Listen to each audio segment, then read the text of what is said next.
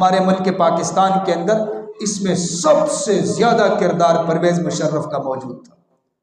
پوری دنیا کو دکھانے کے لیے لال مسجد کا مسئلہ ہو گیا، یہ صرف دین کو بدنام کرنے کے لیے، مدارس کو بدنام کرنے کے لیے ایسا اس نے کیا۔ اور اسی طرح غیر مسلم بھی اسی کوشش میں لگے ہوئے ہیں۔ آپ تاریخ اٹھا کے دیکھیں، جب بھی کسی فتنے نے سر اٹھایا تو مدارس والوں نے اس کا مقابلہ کیا۔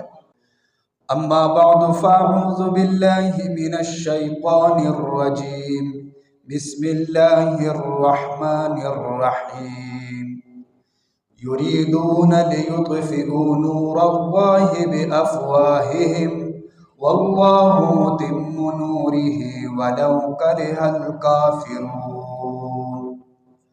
وفی مقام آخر کتاب انزلناہ الیک لتخرج الناس من الظلمات الی النور، صدق اللہ العلی العظیم۔ درود پاک پڑھیں۔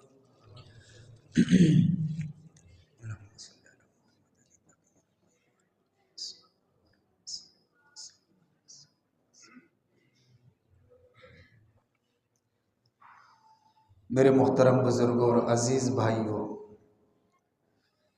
میں نے قرآن کی آیات میں سے 2 آیتیں آپ کے سامنے تلاوت کی ہیں۔ ان میں سے ایک آیت ہے کتاب انزلناہ الیک لتخرج الناس۔ اللہ تبارک و تعالیٰ نے فرمایا، پیارے حبیب صلی اللہ علیہ وسلم، ہم نے یہ کتاب آپ پر نازل کی ہے تاکہ آپ اس کی وضاحت کریں لوگوں کے سامنے، اور جو لوگ اندھیروں میں ہے، گمراہی میں ہے، آپ کی وضاحت کی وجہ سے وہ گمراہی سے ہدایت کی طرف آ جائے۔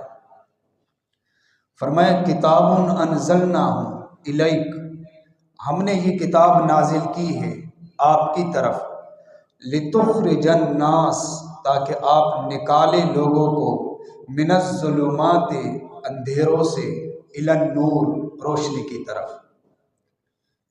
یعنی آپ یہ کتاب لوگوں کے سامنے بیان کریں، وضاحت کریں، لوگوں کو بتائیں اللہ کے احکامات کیا ہے۔ پھر جو لوگ اندھیروں میں ہے، اگر وہ روشنی کی طرف آنا چاہتے ہیں تو ان کے پاس صرف ایک ہی راستہ ہے، کتاب اللہ کی روشنی میں اپنی زندگی بسر کرنا۔ یہی روشنی والی زندگی ہے اور یہی ہدایت والی زندگی ہے کہ جب آپ یہ کتاب بیان کرو گے تو لوگ کفر سے ایمان کی طرف آئیں گے، بد اخلاقی سے حسن اخلاق کی طرف آئیں گے، اور لوگوں کے عقائد درست ہو جائیں گے، اخلاق درست ہو جائیں گے، زبانوں پر صداقت ہوگی، عدالت ہوگی، اور حیا والی زندگی ہوگی، ایمان والی زندگی ہوگی، اور رسم و رواج کا جنازہ اٹھ جائے گا۔ قرآنی تعلیمات کا مقصد یہی ہے۔ تو نبی صلی اللہ علیہ وسلم نے جب صحابہ کے مجمع میں قرآن کو بیان کیا، قرآن کا پہلا حکم ایمان، اللہ کی ذات پر ایمان، پیغمبر کی ذات پر ایمان، قرآن پر ایمان، قیامت کے دن پر ایمان، اور تقدیر پر ایمان۔ پہلا مسئلہ ایمان کا۔ اور پھر اللہ کے نبی نے عقائد کی اصلاح کی بات کی، فرمایا قولوا لا الہ الا اللہ تفلحون، لوگوں پڑھو لا الہ الا اللہ، تم کامیاب ہو جاؤ گے۔ لا الہ الا اللہ کا مطلب خالق اللہ کی ذات، مالک اللہ کی ذات، رازق اللہ کی ذات، جو کچھ ہو رہا ہے اللہ کے حکم سے ہو رہا ہے۔ سورج چاند کا آنا، زمین کا بچھنا، اور آسمان کا بلند ہونا، اور سمندروں کا رواں دواں ہونا، اور پہاڑوں کی مضبوطی، اور درختوں کا سرسبز و شاداب ہونا، یہ سب اللہ کے امر سے ہے۔ اللہ کی مرضی کے بغیر کوئی کچھ بھی نہیں کر سکتا، ایک پتا بھی نہیں ہل سکتا۔ تو پہلی بات آپ نے عقائد کی۔ عقائد درست ہو گئے، جنہوں نے کلمہ پڑھا ان کے عقائد بھی درست ہو گئے۔ پھر قرآن نے اخلاق کی تعلیم دی، آپ نے اخلاق کا مسئلہ سمجھایا، حیا کا مسئلہ سمجھایا، سچائی کا مسئلہ سمجھایا، معاملات کی بات کی، عبادات کی بات کی، نماز، زکوٰۃ، یہ تمام تعلیمات آپ نے صحابہ کے سامنے بیان کی اور کر کے دکھائے عملی طور پر۔ ابتدا ہوئی صفہ کے مدرسے سے، صحابہ جمع ہوتے تھے اور آپ ارشاد فرماتے تھے، اور بہت سارے صحابہ وہ لکھتے بھی تھے آپ کا ارشاد۔ آپ قرآن کی تفسیر فرماتے تھے، قرآن کی وضاحت فرماتے تھے، اور صحابہ لکھتے بھی تھے۔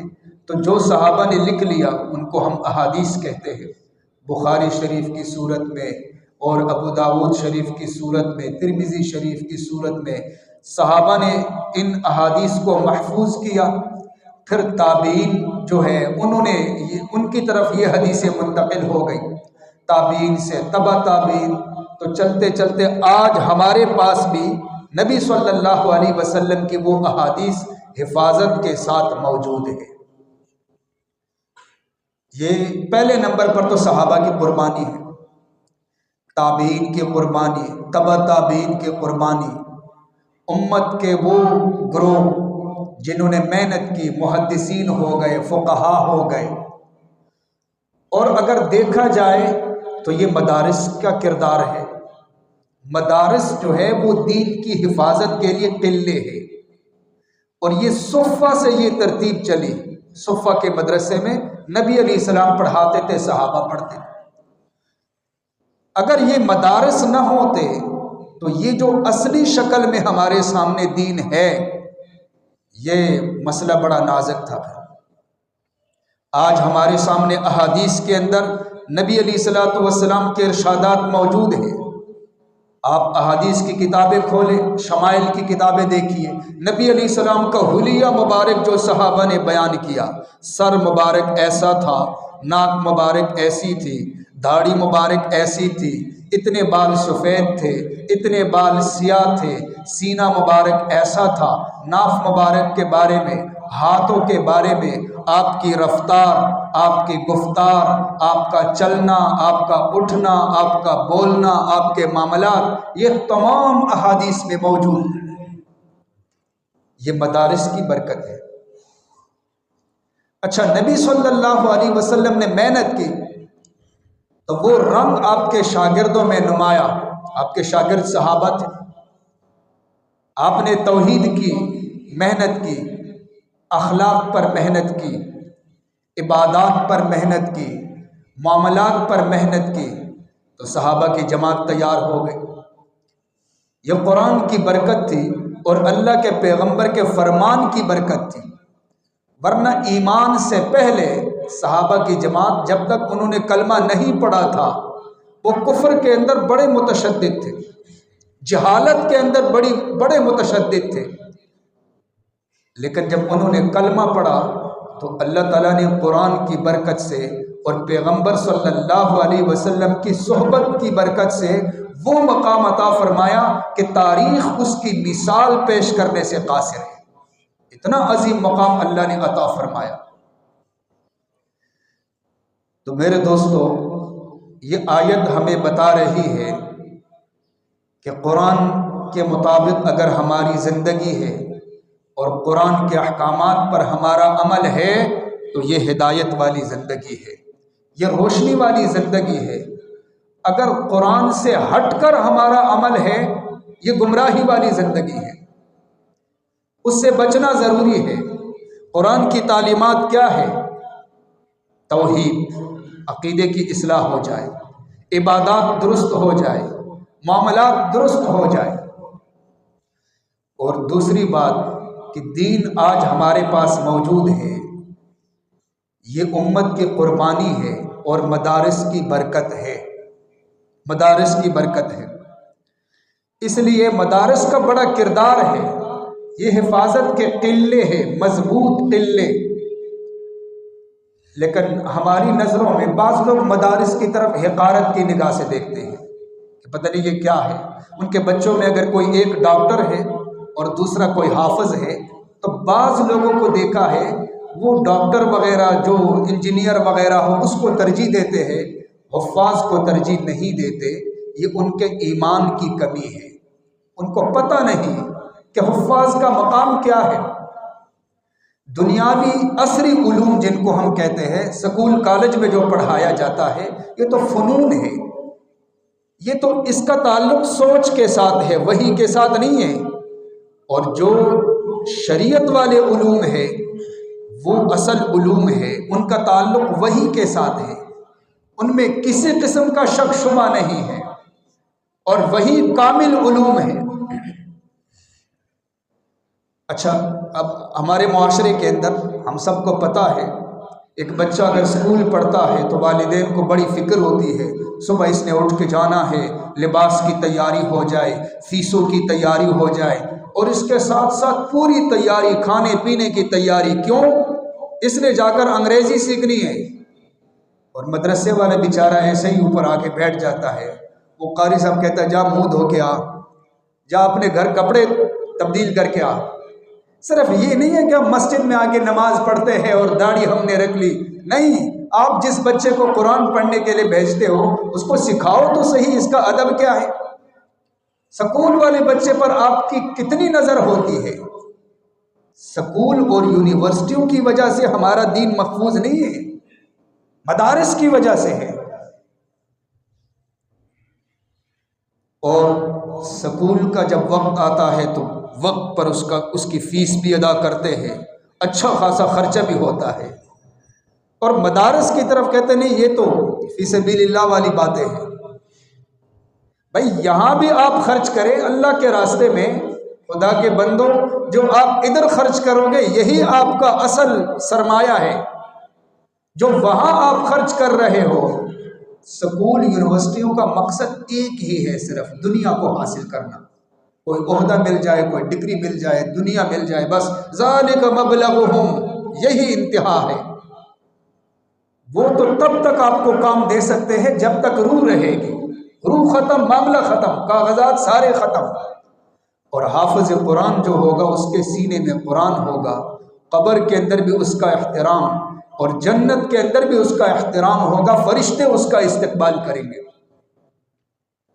اس لیے جو ہمارے بچے سکولوں میں پڑھتے ہیں، میں یہ نہیں کہتا کہ وہ نہ پڑھے، وہ بھی پڑھے، لیکن اس سے زیادہ ان بچوں پر ہماری توجہ ہونی چاہیے کہ جو مدرسے میں پڑھتے ہیں۔ ہمارے مولانا صاحب ہیں، مولانا پیر ذوالفقار صاحب، وہ اپنے بیان میں ایک دفعہ فرما رہے تھے کہ ایک ڈاکٹر صاحب تھے، وہ اپنے والد کے جنازے میں شامل ہوئے، صفوں میں کھڑے ہو گئے۔ اس کے بعد جب والد صاحب کو دفن کر دیا گیا تو وہ رو رہا تھا، مسلسل وہ ڈاکٹر صاحب رو رہے تھے۔ تو ہم نے ان کو کہا کہ حضرت ٹھیک ہے، دنیا ہے، سب نے جانا ہے، آپ نے بھی جانا ہے، ہم نے بھی جانا ہے، تو یہ چلے گئے، اب آپ رونا بند کر دیں۔ کہنے لگا حضرت صاحب اس پہ نہیں رو رہا کہ والد صاحب چلے گئے، وہ تو سب نے جانا ہے، اس پر رو رہا ہوں کہ والد صاحب نے کتنا سرمایہ لگایا، میں ڈاکٹر بن گیا، میں نے یہ کیا، میں نے یہ کیا، لیکن آج والد صاحب کی میت سامنے پڑی ہوئی تھی، جنازے کے لیے صف میں کھڑا تھا، لیکن مجھے جنازے کا پتہ ہی نہیں تھا۔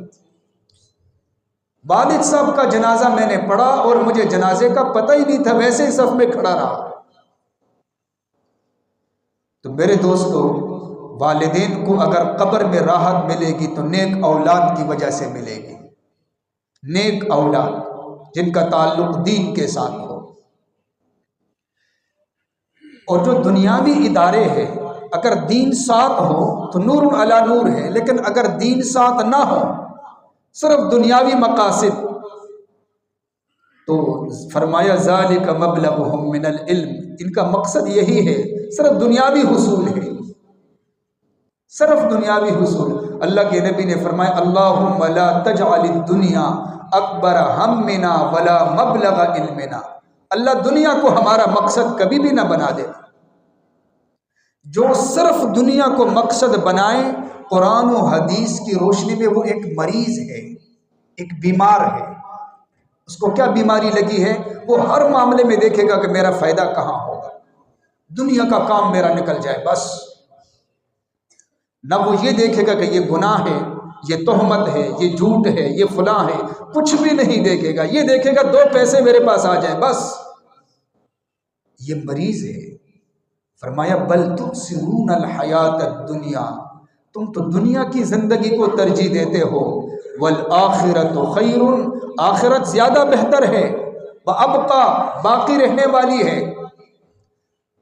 تو جو حفظ کر رہا ہے، جو علم دین پڑھ رہا ہے، یہ وہ پڑھ رہا ہے جس کی وجہ سے آخرت اس کی بنے گی، جو ہمیشہ ہمیشہ باقی رہنے والی ہے۔ اور اللہ فرماتے ہیں جو بہتر ہے۔ جو لوگ دنیاوی اعتبار سے پڑھے لکھے ہیں لیکن دین کے ساتھ تعلق نہیں، تو قرآن نے ان کو جاہل کہا ہے۔ پڑھے لکھے جاہل بھی ہوتے ہیں، پڑھے لکھے بھی ہوتے ہیں اور جاہل بھی ہوتے ہیں۔ فرمایا وَلَكِنَّ أَكْثَرَ النَّاسِ لَا يَعْلَمُونَ، اکثر لوگوں کو تو پتہ ہی نہیں ہے، جاہل ہے۔ ہاں پتہ ہے، يَعْلَمُونَ ظَاهِرًا مِنَ الْحَيَاةِ الدُّنْيَا، دنیا کے ظاہر کا ان کو پتہ ہے۔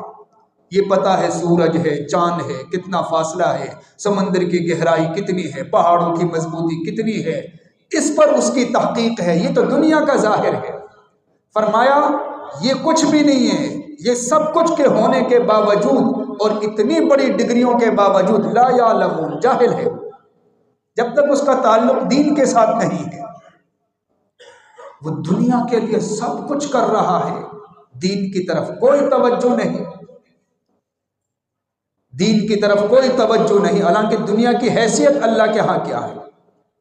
فرمایا قل متاع الدنیا قلیل، اب کہہ دیجئے یہ قلیل ہے دنیا، یہ دھوکے کا گھر ہے۔ اور اللہ کے نبی نے فرمایا ان کانت الدنیا تعدل عند اللہ جناح بعوضہ، اگر دنیا کی حیثیت اللہ کے ہاں ایک مچھر کے پر کے برابر بھی ہوتی تو اللہ تعالیٰ کافر کو ایک گھونٹ پانی بھی نہ پلاتے، لیکن اللہ کے ہاں اس کی کوئی حیثیت ہی نہیں ہے۔ لیکن جو آخرت کی کوشش میں لگا ہوا ہے، محنت میں لگا ہوا ہے، تو آخرت تو بہت بڑی عظمت کا مقام ہے، بہت بڑا مقام ہے۔ فرمایا اس کے آخرت کے بارے میں اللہ قرآن میں فرماتے اذا رأیت ثم رأیت نعیما وملکا کبیرا، جب آپ دیکھو گے وہاں نعمتوں کی بارش ہوگی اور بہت بڑی سلطنت ہوگی جنتیوں کے پاس۔ تو ہمیں اس کی تیاری کرنی چاہیے، اس کی کوشش کرنی چاہیے۔ ہماری یہ سوچ ہونی چاہیے کہ ہمارے بچے دین پڑھنے والے بن جائیں، ہمارے بچوں کے اخلاق بن جائے، عقائد کی اصلاح ہو جائے، نماز پڑھنے والے بن جائے، معاملات درست رکھنے والے بن جائے۔ اس پر ہم محنت کریں گے، کوشش کریں گے، تب ہوگا۔ میں نے دوسری آیت پڑھی تھی یریدون لیطفئوا نور اللہ بافواہہم، یہ لوگ چاہتے ہیں کہ اپنے منہ کے ذریعہ اللہ کے نور کو بجھا دے، پھونک مار کر اللہ کے نور کو بجھا دے۔ یعنی ان کی کوشش ہے، ان کے منصوبے ہیں اور سازش ہے کہ کسی طرح دین مغلوب ہو جائے اور دین والے بھی ختم ہو جائے، قرآن پڑھنے والے باقی نہ رہے۔ یہ ان کی سازشیں ہیں، یہ ابتدا سے ہے، شروع سے یہ سازش اور یہ منصوبہ چل رہا ہے۔ جب سے نبی علیہ الصلوۃ والسلام نے اعلان فرمایا، پھر صحابہ کے خلاف، پھر تبع تابعین، تابعین وغیرہ کے دور میں یہ ترتیب چلتی رہی، مخالفین۔ اس دور میں جو کفار اور مشرکین جو ہے اور جو مرتد قسم کے لوگ ہیں، ملحد قسم کے لوگ، ان کی نظر مدارس پہ ہے۔ ان کی تحقیق کے بعد یہ بات سامنے آئی کہ مسلمان کیوں استقامت کے ساتھ اپنے دین پر قائم ہے، کتاب اللہ کے اندر تبدیلی کیوں نہیں ہو رہی، نبی علیہ السلام کی تعلیمات اسی طرح ہے، 1400 سال پہلے جو آپ نے فرمایا تھا اسی طریقے سے محفوظ ہے۔ وجہ کیا ہے؟ ان کی تحقیق یہ ہے کہ وجہ مدارس، اب یہ پڑھا رہے، اگلے جو ہے وہ محفوظ کر لیتے ہیں۔ ان کو تو یہ بات سمجھ میں آئی ہے، لیکن ہمارے سیدھے سادے مسلمانوں کو یہ سمجھ میں نہیں آئی۔ وہ بعض دفعہ مدارس کو حقارت کی نگاہ سے دیکھتے ہیں۔ اس وجہ سے ان کی اب سازشیں ہیں، وہ سازشیں کرتے ہیں، کبھی مدارس کو بدنام کرنے کی کوشش کرتے ہیں۔ یہ شروع سے آ رہا ہے، مدارس کو بدنام کیا جائے تاکہ لوگوں کی نگاہ اس کی طرف نہ اٹھے۔ ہمارے ملک پاکستان کے اندر اس میں سب سے زیادہ کردار پرویز مشرف کا موجود تھا۔ پوری دنیا کو دکھانے کے لیے لال مسجد کا مسئلہ ہو گیا، یہ صرف دین کو بدنام کرنے کے لیے، مدارس کو بدنام کرنے کے لیے ایسا اس نے کیا۔ اور اسی طرح غیر مسلم بھی اسی کوشش میں لگے ہوئے ہیں۔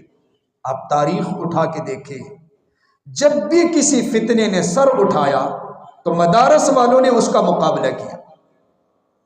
اکبر بادشاہ کے دور میں اس کی سلطنت بڑی وسیع تھی، اس نے سوچا کسی نے سمجھایا ہوگا، اس نے کہا چلو دین کے اندر رد و بدل کرتے ہیں، اپنی مرضی کا بنا دیا دین کو، اس کی تشریح اپنی مرضی کے مطابق کر کے لوگوں کے سامنے پیش کی۔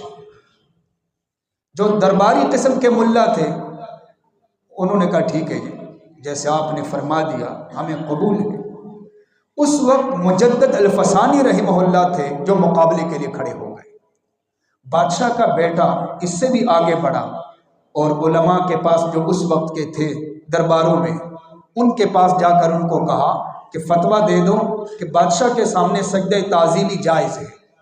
تو بہت سارے لالچی قسم کے لوگوں نے فتویٰ بھی دے دیا، لیکن مجدد الفسانی رحمہ اللہ نے فرمایا ہم دین کے محافظ ہیں، قرآن کے محافظ ہیں، ہم ٹکڑے ٹکڑے تو ہو سکتے ہیں لیکن غلط فتویٰ نہیں دے سکتے۔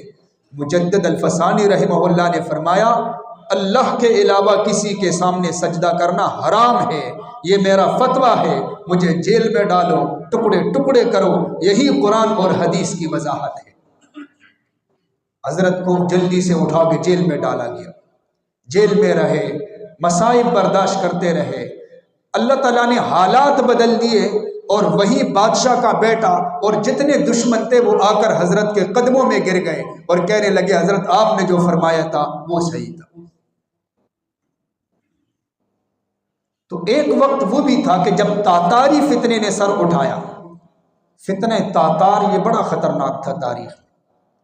انہوں نے کیا کیا کہ انہوں نے سوچا کہ ہر حافظ قرآن اور عالم کو قتل کیا جائے، اسلام کے ساتھ جن کا بھی تعلق ہو۔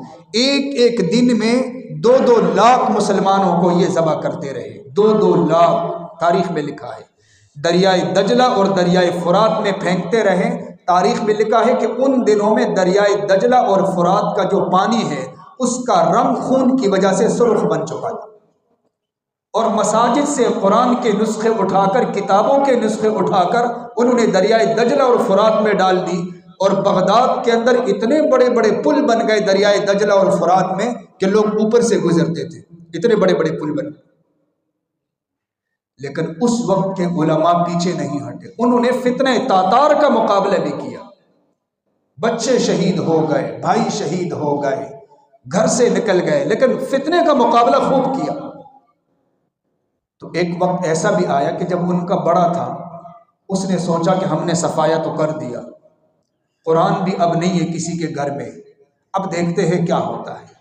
کہا کہ ہم نے صفایا کیا تو 7 سال کا چھوٹا سا بچہ تھا، وہ آگے بڑھا، اس نے قرآن شروع کیا، الف لام میم اور والناس تک پورا قرآن پڑھ لیا، اور اس کو کہا کتابوں کو تو تم ختم کر سکتے ہو لیکن ہمارے سینوں سے کیسے نکالو گے اس کو؟ انہوں نے کہا اس کا مقابلہ مشکل ہے۔ یہ ہے مدارس کی محنت۔ اور جب ہندوستان پر انگریز مسلط ہوا، انگریز نے بھی ایسا ہی کیا، علماء کو شہید کیا، 600 مدارس کو ایک ہی دن میں بند کر دیا۔ کیا تکلیف تھی انگریز کو؟ تکلیف یہ تھی، ان کو پتہ تھا کہ مدارس کو بند کریں گے تو ہمارا کام چلے گا، 2-4 نسلیں جب گزرے گی تو یہ جو ہوا چل رہی ہے یہ ختم ہو جائے گی آہستہ آہستہ۔ لیکن اس وقت مولانا قاسم نانوتوی رحمہ اللہ نے دارالعلوم دیوبند کی شکل میں مدرسے کا افتتاح کیا، اور پھر اخلاص کے ساتھ اللہ سے مانگ کر انہوں نے کام شروع کیا، پھر اس کا فیض پھیل گیا۔ آج جو ہمیں جہاد کی رونقیں نظر آتی ہے یہ وہی دارالعلوم دیوبند سے معاملہ شروع ہوا تھا۔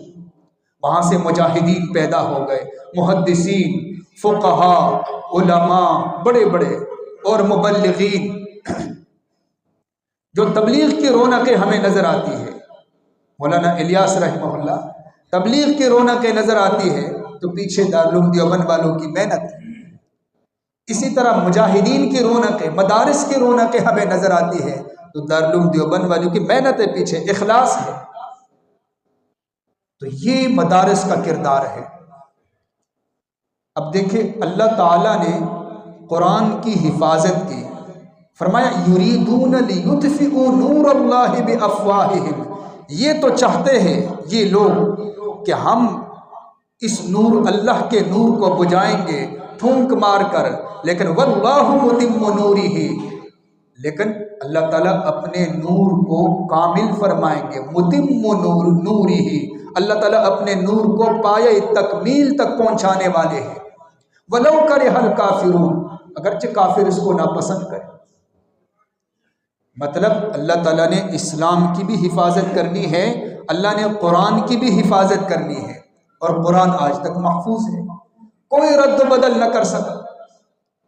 وجہ قرآن نے خود بتا دی، فرمایا اِنَّا نَحْنُ نَزَّلْنَا الذِّكْرَ وَإِنَّا لَهُ لَحَافِظُونَ، اللہ فرماتے کہ ہم نے قرآن کو نازل کیا اور ہم ہی اس کے محافظ ہیں۔ حقیقی محافظ تو اللہ ہے، لیکن اسباب کے درجے میں اللہ تعالیٰ نے مدرسے کے طلباء کو اس کے لیے چن لیا کہ قرآن کی حفاظت تم نے کرنی ہے۔ اولئک حزب اللہ، جو اپنی سینوں میں قرآن حفظ کرنے والے ہیں، یہ اللہ تعالیٰ کی فوج ہے۔ قرآن کہتا ہے اولئک حزب اللہ۔ دوسری آیت ثم اورثنا الکتاب الذین اصطفینا من عبادی، اللہ تعالیٰ فرماتے ہیں ہم نے اپنے بندوں میں سے بعض کو منتخب کیا اور ان کے سینوں کے اندر قرآن ڈال دیا۔ تو جتنے بھی قرآن یاد کرنے والے ہیں طلباء، یہ اللہ کا انتخاب ہے، اللہ نے ان کو چنا ہے اور یہ ان کی قسمت ہے۔ اللہ تعالیٰ جس کا انتخاب فرمائے، دنیا کے اندر بھی اس کا کوئی مقابلہ نہیں کر سکتا اور آخرت کے اندر بھی اس کا کوئی مقابلہ نہیں کر سکتا۔ فرمایا خیرکم من تعلم القرآن وعلمہ، جس نے قرآن سیکھا اور سکھلایا، کوئی اس کا مقابلہ نہیں کر سکتا۔ اللہ تعالیٰ نے اس کو بڑی عزت عطا فرمائی اور جنت میں بھی اس کا مقابلہ کوئی نہیں کر سکے گا۔ جب اللہ تعالیٰ حافظ قرآن کو فرمائیں گے اقرأ ورتق ورتل کما کنت ترتل فی الدنیا، کہ یہ جنت کے درجات پہ چڑھتا جا، قرآن کی آیات کی تلاوت کرتا جا، جہاں قرآنی آیات ختم ہو جائے گی وہاں تیرے درجات پورے ہو جائیں گے، تو وہاں بھی استقبال ہو۔ اچھا، اللہ تعالیٰ نے قرآن کی حفاظت فرمائی اور حفاظت کے لیے اللہ تعالیٰ نے ان طلباء کا انتخاب فرمایا، تو اللہ تعالیٰ نے ان کی بھی حفاظت فرمائی، ورنہ پوری دنیا پیچھے لگی ہوئی ہے، پوری دنیا ساری کفری طاقتیں پیچھے لگی ہے، کچھ نہیں ہو سکتا۔ یہ اللہ کی حفاظت ہے۔ طرح طرح کے بدنام کرنے کی کوشش کرتے ہیں تاکہ لوگ اپنی زکوٰۃ مدارس میں نہ دیں، تاکہ لوگ جو کچھ خرچ کرتے ہیں وہ مدارس کو نہ دیں، لیکن اس کے باوجود اربوں کربوں کے حساب سے پتہ نہیں کتنے مدارس ہیں اور حساب کتاب چل رہا، اور ایسا رزلٹ ہے کہ لوگ بھی حیران ہیں۔ اب ہمارے مدارس کے اندر آپ کو، بعض بڑے مدارس کے اندر آپ کو یورپ کے طلباء بھی ملیں گے جو وہاں سے یہاں پڑھنے کے لیے آئے ہیں، لیکن ہمارے اسکول اور یونیورسٹیوں کی حالت یہ ہے کہ اپنے پاکستانی بھی اس میں نہیں پڑھتے، کہتے ہیں یہاں کچھ نہیں ہے، وہ بیچارے کوشش کرتے ہیں انگلینڈ وغیرہ کی طرف جا کے وہاں پڑھیں گے، اور وہاں والے کوشش کرتے ہیں کہ مدرسہ ادھر پڑھیں گے، ریون کا رخ کرتے ہیں، کبھی دارالعلوم کراچی کا رخ کرتے ہیں۔ بعض مدارس میں تو انتظام نہیں ہے، ورنہ ان کی یہ کوشش ہے کہ ہم پاکستان میں پڑھیں، پھر رزلٹ مدارس کا یہ ہے ماشاءاللہ۔ اور قرآن کی حفاظت تو اللہ نے کرنی ہے، اور قرآن والوں کی حفاظت بھی اللہ نے کرنی ہے، اور جو ان کے ساتھ محبت کرے گا ان کی حفاظت بھی اللہ تعالیٰ فرمائیں گے۔ مامون الرشید کے دربار میں ایک آدمی آیا، بڑا خوبصورت بھی تھا، شکل و شباہت کے اعتبار سے فصیح بلیغ تھا، یہودی تھا، علماء بیٹھے ہوئے تھے، علمی بحث ہوتی تھی۔ اس دور میں بادشاہوں کے پاس علماء جمع ہوتے تھے اور لوگ علمی باتوں کو پسند کرتے تھے۔ جب یہ یہودی آیا، بادشاہ نے دیکھا کہ بڑا خوبصورت آدمی ہے، قابل ہے، اس کو کہا کہ اگر آپ اسلام قبول کریں تو میں حسن سلوک والا معاملہ کروں گا۔ اس نے کہا نہیں، میں اپنے آباء و اجداد کا دین نہیں چھوڑ سکتا۔ جب یہاں سے نکلا تو ایک ضرب لگ گئی دل پر۔ اس نے کہا میں تحقیق کرتا ہوں یہودیت کی کیا حیثیت ہے اور عیسائیت کی کیا حیثیت ہے۔ اس نے سب سے پہلے اگلے سال دوبارہ جب وہ مجلس لگی ہوئی تھی یہ پھر آیا، اس نے کلمہ پڑھا تھا اور مسلمان ہو گیا تھا۔ بادشاہ نے اس کو کہا آپ کچھ وضاحت کرے، تو کھڑے ہو کر اس نے بڑے مدلل انداز سے دین کا خاکہ پیش کیا اور بیان کیا، بڑے مدلل طریقے سے۔ تو بادشاہ نے کہا کہ آپ تو گزشتہ سال بھی آئے تھے، میں نے آپ کو کہا کہ آپ مسلمان ہو جائے، آپ مسلمان بھی نہیں ہوئے، اب پتہ نہیں کیسے آپ نے اسلام قبول کیا۔ وہ کہنے لگا جب میں یہاں سے نکلا نا تو میں نے تورات کے کئی نسخے تیار کیے، میں نے اس میں کمی بیشی کی، اور جب میں نے ان یہودیوں کے سامنے پیش کیے انہوں نے مبارکباد دی، ماشاءاللہ آپ نے محنت کی ہے۔ کہا کہ میں نے انجیل کے نسخے تیار کیے، اس میں بھی کمی بیشی کی اپنی طرف سے، اور جب عیسائیوں کو دے دیے اس نے کہا ماشاءاللہ زبردست کام آپ نے کیا، اور قرآن کے چند نسخے میں نے تیار کیے، اس میں تھوڑی سی رد و بدل کی، جس کو میں نے دیا وہ آگے سے لڑ پڑا، کہنے لگا یہ کیا کیا آپ نے، اس میں کمی بیشی کیوں کی ہے؟ مجھے پتا چلا کہ قرآن کے اندر کوئی بھی رد و بدل نہیں کر سکتا، اللہ کی طرف سے حفاظت ہے اور یہی دین حق ہے، اس لیے میں نے کلمہ پڑھا اور مسلمان ہوں۔ یہ طلب کی بات ہوتی ہے۔ بعض دفعہ ایک بندہ حرام کما کے گھر لاتا ہے تو ان کے بچوں کا بھی مسئلہ بن جاتا ہے، حافظ بننا مشکل ہو جاتا ہے۔ پوری کوشش ہونی چاہیے تاکہ ہمارے بچے جو ہے وہ قرآن پڑھے اور پھر آگے بھی جوانی اور پوری زندگی قرآن کے ساتھ ان کا تعلق رہے۔ ہارون الرشید کے دربار میں ایک آدمی حاضر ہوا، 5 سال کا بیٹا بھی ساتھ تھا۔ ہارون الرشید نے پوچھا تو اس نے کہا یہ میرا بیٹا حافظ ہے، 5 سال کا۔ تو ہارون الرشید نے کہا میں تو اس کا امتحان لوں گا۔ بچے نے کہا میں تو نہیں سناؤں گا، ہاں مجھے گڑ لا کے دو، چونکہ چھوٹے بچے جیسے ضد کرتے ہیں، گڑ کی ڈلی۔ تو والد صاحب نے کہیں سے گڑ خرید لیا، وہ دے دیا کہ اب ہارون الرشید نے 5 جگہوں سے پوچھا پورے قرآن میں سے، اور فر اس 5 سالہ بچے نے قرآن سنا۔ مولانا پیر ذوالفقار صاحب ایک جلسے میں تشریف لے گئے تھے، بیان فرما رہے تھے کہ وہاں دستار بندی کے لیے میں گیا تو ایک آدمی کو میں نے دیکھا، سر کے بال سفید، داڑھی کے بال سفید، بوؤں کے بال سفید، مونچھوں کے بال سفید، ہاتھوں کے بال جو ہے وہ بھی سفید، اور دستار بندی جی یہ حافظ بن گیا۔ میں نے پوچھا آپ کی عمر کتنی ہے؟ کہنے لگا 90 سال ہو چکے ہیں۔